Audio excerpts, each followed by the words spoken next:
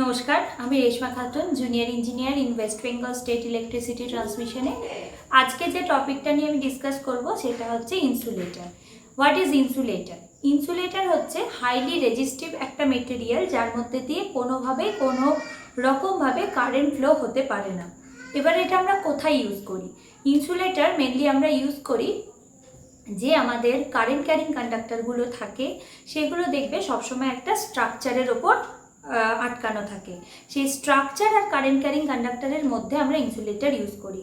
এবার কেন আমরা ইনসুলেটরটা ওখানে ইউজ করছি? কারণ যদি ধরো কারেন্ট ক্যারিং কন্ডাক্টরটা কোনোভাবে আমাদের স্ট্রাকচারের ওপর, যেমন আমরা পোল বা ধরো টাওয়ার যেগুলো ইউজ করি সেগুলোর বডিতে টাচ হয়ে গেলে তাহলে কী হবে, তার মধ্যে দিয়ে কারেন্ট ফ্লো হতে শুরু করবে। এবার যদি কেউ সেটাকে টাচ করে তাহলে একটা ভয়ঙ্কর অ্যাক্সিডেন্ট হবে। সেই জন্য আমরা পিন ইনসুলেটর বা স্ট্রেন ইনসুলেটর, স্যাকেল ইনসুলেটর, যে ইনসুলেটরগুলো আছে সেগুলো বিভিন্ন জায়গায় বিভিন্ন রকম ভোল্টেজে আমরা ইউজ করি। এবার আমরা একটা টাইপ অফ ইনসুলেটর নিয়ে আলোচনা করব।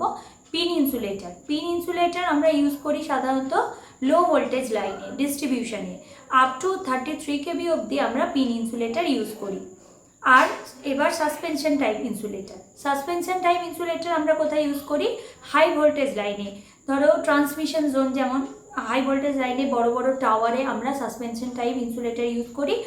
একটা ডিস্কে 11 kVর জন্য তৈরি করা হয়। এবার ধরো ভোল্টেজ লেভেল যত হয় তত কটা আমরা ডিস্ক পরপর সিরিজে কানেক্ট করে ব্যবহার করি আপ টু 765 kV অবধি।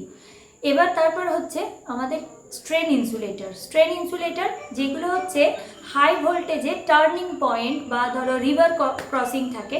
টার্নিং পয়েন্ট যেটা আছে, ধরো আমাদের কোনো রাস্তা যেখানে শেষ হচ্ছে, মানে ডেড এন্ড যেগুলো, সেখানে আমাদের টেনশন অনেকটা বেশি থাকে বলে আমরা স্ট্রেন টাইপ ইনসুলেটর ইউজ করি।